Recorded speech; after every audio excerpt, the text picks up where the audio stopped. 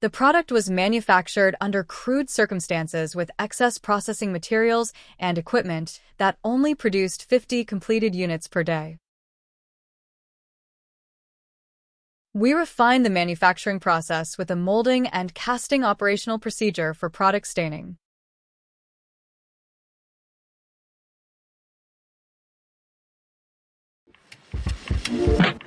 The mold cast staining process removed tedious machine trimming with almost perfect tolerances.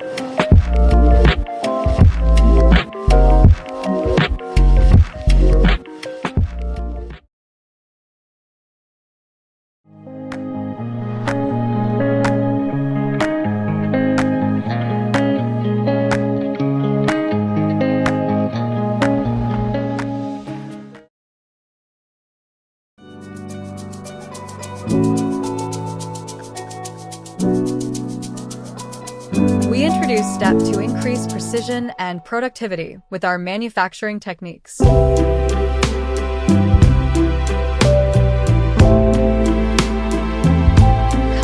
and explore with Hoodtron at Hoodtronics.